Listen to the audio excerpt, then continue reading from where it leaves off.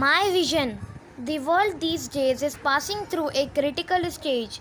The political situation is growing extremely intricate. Day by day, the economic condition has become very depressing. Moral, religious, and social degradation has almost reached its final limit. An atmosphere of rivalry, unrest, and insecurity prevails everywhere. Every nation looks with jealous eyes upon her neighbor and utilizes all her resources in finding out means of exploring it. The statesmen of the world are not quite ignorant of these facts. They are trying every means to reach a satisfactory solution of the various problems confronting the world. But the efforts of all the organizations set up for this purpose do not appear to bring forth encouraging results on the whole. The problem of world peace so prominent in the minds of the greatest politicians and statesmen is a mere illusion or a mirage. The Hindi meaning of it. मेरी अंतर्दृष्टि। इन दिनों संसार नाजुक स्थिति से गुजर रहा है। दिन प्रतिदिन राजनीतिक दशा अत्यंत जटिल होती जा रही है। आर्थिक दशा अत्यंत शोचनीय हो गई है। नैतिक, धार्मिक एवं सामाजिक अधपतन अपनी अंतिम सीमा पर पहुंच गए हैं। प्रतिद्वंद्विता, अशांति एवं अरक्षा का वातावरण सर्वत्र पर व्याप्त हो रहा है। प्रत्येक राष्ट्र अपने पड़ोसी राष्ट्र को ईर्ष्या की दृष्टि से देखता है और उसका शोषण करने के लिए अपने सभी साधनों का प्रयोग करता है। इन तथ्यों से संसार के राजनेता अनभिज्ञ नहीं हैं। वे विश्व की विभिन्न समस्याओं का संतोषप्रद समाधान करने के लिए हर संभव प्रयत्न कर रहे हैं। पर इस कार्य के लिए स्थापित सभी संगठनों के प्रयत्न कुल मिलाकर कोई संतोषजनक परिणाम नहीं दे पा रहे हैं।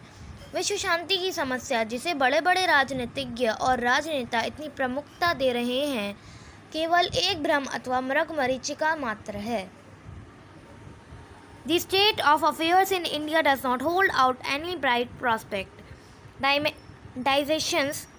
Dissensions and party feeling are prevalent everywhere in the country. Self-interest is predominant. Moral principles are neglected. Problem of bread and water is acute. But in spite of all these, some of us think that the country is progressing. The sign of progress they take to be the gradual drifting of the country towards the western type of civilization, which is based on pure materialism. But now the age of materialism must come to an end. The old order must change, yielding place to new. The present structure of world civilization based upon electricity and atomic energy shall not remain in existence for long. It is designated to fall soon. The whole atmosphere is so much charged with the poisonous effect of absolute materialism that it is almost beyond human control to clear it. Time has almost matured for a change which is imminent and inevitable, and for which the godly energy in human form is already at work, as referred to in my book Efficiency of Raj Yoga. It may not at present seem convincing to some of us, but it is a fact beyond doubt. The world shall know of him and his work in this respect after some time, when events have sufficiently come to light. Hindi meaning of it. Bharat की वर्तमान अवस्था किसी उज्ज्वल भविष्य की घोतक नहीं है। देश में सर्वत्र मतभेद तथा दलबंदी फैली हुई है। स्वार्थ प्रबल है।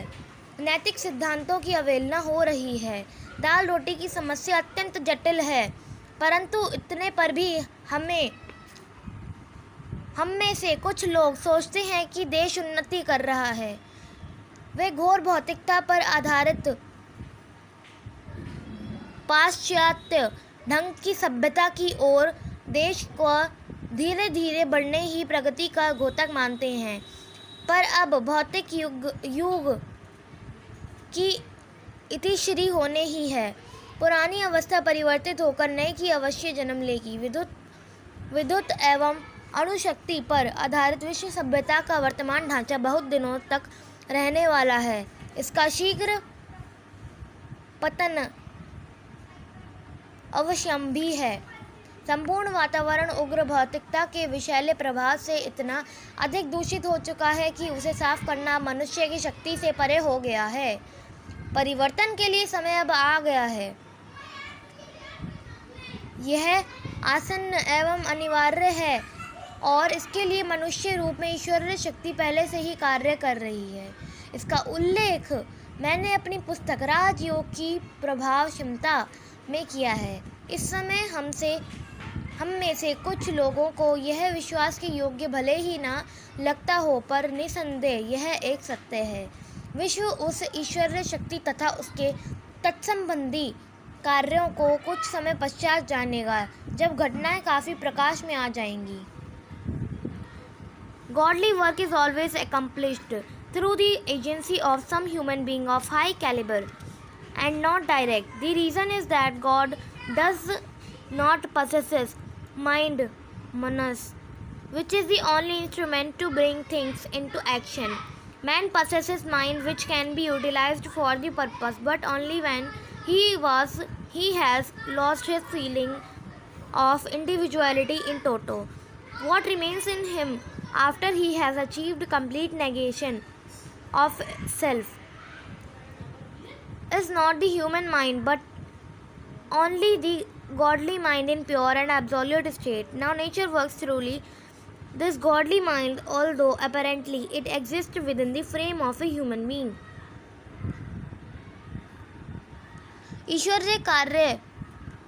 ईश्वरीय कार्य सदा किसी उच्च क्षमता वाले मानव के माध्यम से ही संपादित होता है, सीधे नहीं। कारण यह है कि ईश्वर के पास मनस नहीं होता, जिसके द्वारा वस्तुएं कार्यान्वित की जाती हैं। मनुष्य के पास मन होता है जो इस कार्य के लिए उपयोग में लाया जा सकता है, पर यह भी तो हो सकता है जब वह अपने अस्तित्व तक से बेखबर हो जाए। पूर्ण आत्मनिषेध की प्राप्ति के उपरांत जो कुछ भी उसमें बचा रहता है वह मानवीय मन में न होकर केवल शुद्ध नितांत विशुद्ध ईश्वरीय मन ही होता है। अब प्रकृति इस ईश्वरीय मन के द्वारा अपना कार्य करती है, यद्यपि देखने को यह मन मानव शरीर में ही रहता है। I present before the readers a glimpse of the world that is to be as I see it in my vision. Believe it or not, but that is my reading of nature in the cleverant state. Signs are evident that the destruction of the undesirable elements in the world has already commenced. Such examples have occurred many a time before during the period of the existence of the world. Ram's war against Ravan, Noah's flood, and the battle of Mahabharata are some of the many instances. Such a destruction is accomplished through various means. It may be through war or eternal feud, through heavenly calamity such as volcanic upheaval, or through similar other causes. The time is now ripe for its final phase and the world is rushing towards it with headlong speed. The action may come into full swing by the close of the present century, but some of the events enumerated below may take a longer time to come into effect. अब मैं पाठकों के सम्मुख आने वाले विश्व की एक झलक प्रस्तुत करता हूँ, जैसे मैं अपनी अंतर्दृष्टि से देखता हूँ। विश्वास कीजिए या ना कीजिए, परंतु परोक्षदर्शी अवस्था में मेरे द्वारा प्रकृति के अध्ययन का यह परिणाम है। विश्व के अवांछित तत्वों का विनाश प्रारंभ हो चुका है। इसके संकेत स्पष्ट हैं। विश्व के अस्तित्व काल में कई बार ऐसी घटनाएं घटित हो चुकी हैं। अनेक घटनाओं में राम का रावण में विरुद्ध युद्ध, नहु का सैलाब और महाभारत का युद्ध कुछ उदाहरण हैं।